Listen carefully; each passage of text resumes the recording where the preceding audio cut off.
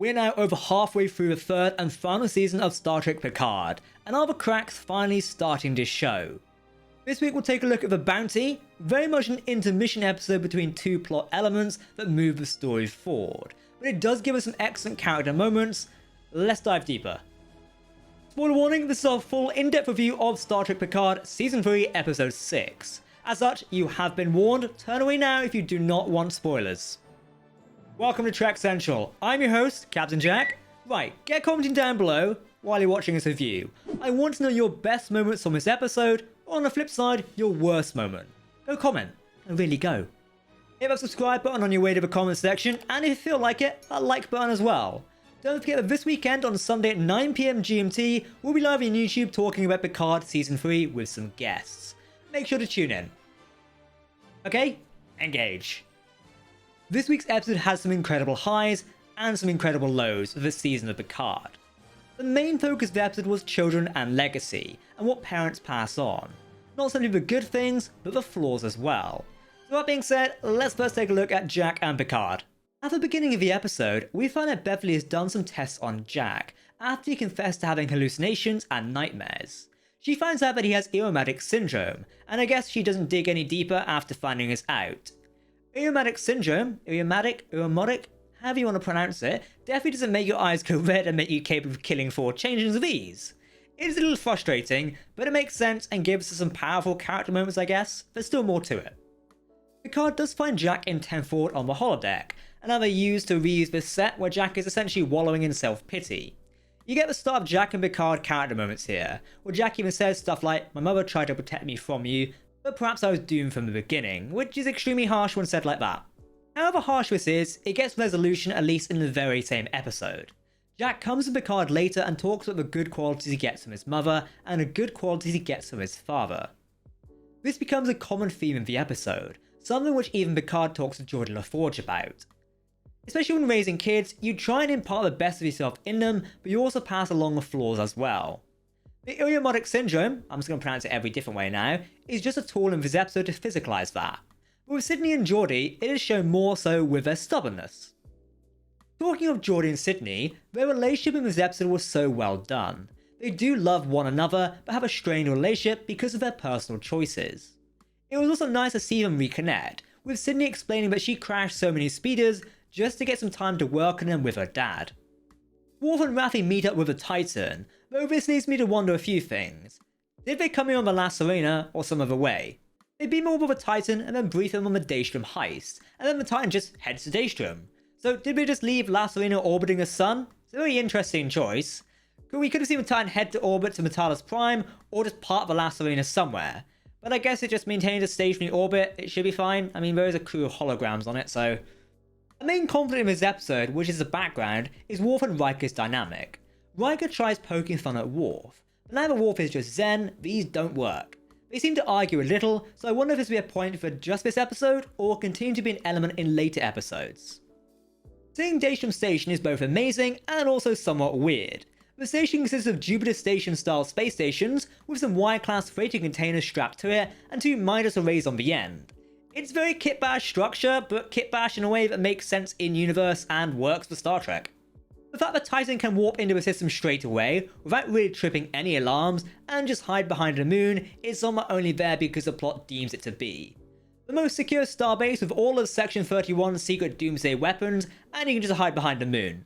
I should say, by the way, we just say Section 31, it is Daystrom Institute and Starfleet Intelligence, but let's be honest, if Section 31's still around, they're probably here anyway. Now, of course, they do get spotted, but whether this is just from being pursued or from them warping to the system, I'm not sure, it's not quite made clear. I will say, I did not expect the Echelon-class starships, the two-nacelle version of the Sagan-class, to be quite so intimidating. Sagan-class makes me think of an engineering vessel, while the Echelon-class, by just having 2 less nacelles, now makes me think of it as an interceptor. We do get a cool little bit of text saying that they have traceable payloads, which when they hit an enemy, it allows them to be tracked. However, it seems like there is some disconnect between the scripts and the VFX for this shot, as well as previous episodes, such as when Riker shouts "fire everything we've got," and the Titan only fires 3 photon torpedoes. The Echelon are said to have these traceable payloads, and payload to me suggests torpedoes. Then they just fire phasers at the Titan, so unless the phaser rounds have traceable payloads, who knows? On Daystrom Station itself, it seems like Kryn and the Vulcan gangs from the last episode, they get this key only gets them through the front door. Though it does look like it does disable the security systems, the system does reactivate upon hearing Riker talk and seeing his own face as it scans him and identifies him. We were told last episode that Daystrom is protected by an advanced and complex AI, and we see it summon holographic ravens and then Moriarty, while playing notes from a tune that is stuck in its head. We find out that it somewhat is data, but we'll get to that in just a minute as it's a bit complex. It is some nice character stuff that Riker is the one who recognised the notes are being played, and realised the song stuck is the AI's head is Pop Goes the Weasel. This is the first song Riker and Data somewhat whistled together in the very first episode of The Next Generation. That's cool. However, how the episode told this to us is not. The episode actually edits in the scene from The Next Generation inside the episode. In my opinion, this does not work well and just feels extremely jarring, and it's a very weird decision to make. This season has had numerous callouts to previous Trek, and I feel there are better options to just have this edit in 30-year-old video into an episode. A prime example would be probably using Wolf 359 footage from Deep Space Nine in Shaw's monologue, but doing it in this episode of Pop Goes the Weasel was just weird for me. I will say, editing older footage can be done very well. In Star Trek Discovery Season 2, there is a great opening shot where we see Pike's past and then it sort of morphs into his future when he's on board Discovery, thinking about his long lost girlfriend on Talos 4 or 5, whichever planet it was. You get my point, go watch the episode, it's really good. Okay, back to my point. However, singing this basically Pop Goes the Weasel whistle satisfies the AI, which allows them to access the central complex where the manifest is stored. Of course, the AI hooked up to the Daystrom Station is basically all the deceased Soong androids in one. In a great bit of continuity, it connects back to Season 1 of Picard with Dr. Alton Inigo's Soong.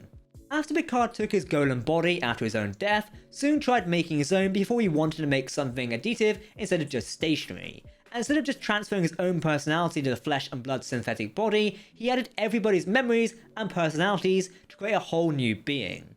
It has the memories of Data, stored on B4 from Nemesis, the personality of Nemesis as well, Data, Lore, Soong, and even Lal, though I do have to wonder how they got Lal's personality, unless the body was just being stored somewhere as well. I mean, it's Star Trek, they store everything in the closet, don't they? I mean, come on. Now, Brent Spiner is just an amazing actor, managing to switch characters in a second when the android is eventually activated. We see Data, we see Lore, we see Soong. How he moves his face gives it away. He doesn't even need to say anything. I'm sure this issue of the android switching personalities will be an issue going forward. Maybe Lore just emerging and trying to mess with everybody, and then Data coming back and trying to fix Lore's mistakes. It's a bit cliche, but it works. Okay, we've got to talk about the Fleet Museum. I know, you all want me to talk about it. An element I was very much looking forward to after seeing in the trailers and the end credits was the Fleet Museum at Anthem Prime. We get some very cool starships. A TOS-style Constitution class, the HMS Bounty, USS Voyager, USS Defiant, Kronos 1 possibly, and many others. However, the main one we're very excited about here on Trek Central is the NX-01 refit, which you can just about see in one of the shots, and Troy will play it right now. Evolution is not an act of preservation. It's been a long road, addition. but it's been amazing. Star Trek Picard Season 2 essentially canonized this model of the NX-01 Enterprise, and what it would have looked like if we got another season of that series. With a secondary hull similar to the Constitution class, and a young Picard playing on the model of one in Season 2. But now we actually have it in the flesh, with it being stored at this Fleet Museum, and it's beautiful. These were cool, but it did feel extremely rushed and just be like, oh look at these ships, more than anything else. We literally get a scene of Jack and Seven just looking at ships and talking about them, which is cool and somewhat touching, but it is a bit weird at times. Though it is weird, it does have a place in the story, namely the introduction of a bounty. Apart from that, we've got a great scene of Seven talking about Voyager, her former home, and something she was still longing for in home. Is it with Starfleet? Is it a family of Raffi? Or something else? These are questions that are probably going through Seven's mind, so it's a nice moment, and it works really well with Jack Crusher. Also, Jack waxing wise poetics at Seven to be responded with, "You are such your father's son," is a great moment. And it does help Jack realise there is some good that Picard passed on to him, and not just for basically brain syndrome and everything else. In some actual great scenes, we have our legacy kids working together to help their parents out, by going behind their backs and doing something incredibly dangerous and illegal. Like parents, like children. Jack comes up with the idea to steal the cloaking device from the HMS Bounty, the ship from the TOS movies, and install it on the Titan. Geordi eventually helps, and we get this amazing line of Geordi telling Jack to stay away from his daughter, adds some flirting between Sydney and Jack. I mean, it's modern Star Trek, what can you expect? It's also fascinating going back and rewatching this episode, as Sydney even says the only way they can come back to Daystrom without alerting Starfleet is if they're invisible, which is basically what they do later in the episode. So yeah, now the Titan has a cloaking device, Picard and Geordi do talk about violating treaties, so I do wonder if the Treaty of Eldron still applies with Starfleet not using cloaking devices, considering the Romulan Star Empire is no more, though the treaty could now be extended to the Romulan Free States, but who knows. By the end of the episode, we find the item was stolen from Daystrom Station. It was in fact Jean-Luc Picard's actual body from when he died in Season 1, and replaced his body with a synthetic one. Now, this is interesting, and I think it continues to develop our Locutus juice theory. It feels weird saying that. The reason why the changes want Jack is he has some remnants of Locutus within him, being the son of Picard. Now, could they want Picard's body to actually resurrect Locutus? Early in the series, we have Shaw describing Locutus as the most deadly Borg that ever lived, and so deadly he got a name. This could be foreshadowing to what the final boss of the season might be, Picard coming face to face with the only enemy that he hasn't really fought, the ghost which has followed him for years, finally coming within grasp. We also get within the season Geordi saying that Starfleet has started to integrate Starfleet ships together, connecting with one another in some sort of hive, one might say. I'd like to say, after watching Battlestar Galactica many times, you should never ever do this. Don't connect your fleet, as then the Cylons aka Toasters will come along and blow them all up in one go. If that happens, somebody's been watching too much Battlestar Galactica. That's my theory for this week. We've also seen some Starfleet ships vulnerable to Borg hacking. In Season 2, with some starships like the USS Stargazer utilising tech from the abandoned Borg cube, aka the Artifact. Now this would actually be a great way to tie both Season 1 and Season 2 together. Picard's corpse resurrected as Locutus and using connected Starfleet ships as an instrument to destroy the Federation. It's a good theory, right? At the beginning of the episode, we saw Vadic wanting to find anyone that might be connected to Picard, and who else than Deanna Troi. So not only has Vadic captured Troi, but also Captain Riker. I do wonder how Riker will somewhat help Vadic and betray Picard, or how he'll escape her clutches, and I just hope Kestra's alright.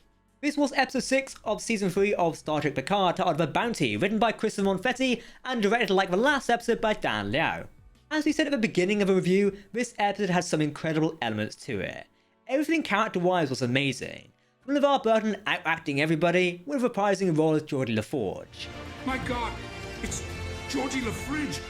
Ashley Sharp-Chestnut and Mika Burton just hit it off as siblings. Everything was really strong in the character development department. However, the pacing of this episode was quite all over the place. This could be due to having all our previous episodes being quite stationary in a sense, on the Talos Prime, in the Nebula, on the Titan. But when we hit Daystrom, it's where the issues come about with this episode in my opinion. The episode seems to imply that Section 31 still exists and is still being actively helped by Starfleet and the Federation, but this could just be weird wording of Worf talking about Section 31's projects. As also said, the editing of old clips in this episode was just quite jarring and a bit whiplash inducing. Daystrom Station also just feels weird, having the notes shaking the entire installation, and through the place gets us a suing android and some nice Easter eggs. It's very much one of the weaker parts of the episode, and it feels like it's just put there to connect the dots. Moriarty was only really shown as much as he was in the trailer, a few lines and he's done. This can't be the OG Moriarty, and it's just something that Data's mind has conjured up. It seems odd to include the Moriarty reference as such a bit, and it's that, but with it not being the actual Moriarty, I'm okay with it. Again, the character elements of this episode were the highlight, as mentioned with Geordi and Sydney, but even so with Jack Crusher, and Ed Speeders really nails his character, and the more we get with him, the more I want another show of him and Seven doing something in Starfleet. Their interactions in particular are great, helping each other find connections which they somewhat deprive themselves of. Jack's interactions with Picard continue to be a joy to watch, even when Jack is being harsh to Jean-Luc, but it does feel so satisfying when we get Jack and Picard bonding as father and son. With a cloaking device, knowing that the changes took from Daystrom and Geordi and Data reunited, what does the next episode hold for us? Especially with Riker and Deanna captured. Will Picard and gang go on the offensive and take back their friends? I guess we'll have to keep watching to find out. So what do you think of Star Trek Picard Season 3 Episode 6? If you want to keep up to date on all the latest Star Trek news, lore and more, make sure to hit that subscribe button to never miss a video from the team here at Trek Central. You can also follow us on social media or join our community Discord server. But for now, I've been Captain Jack, thank you very much for watching, and we'll see you throughout the week with our Star Trek Picard breakdowns. Live long and prosper, my friends. Goodbye.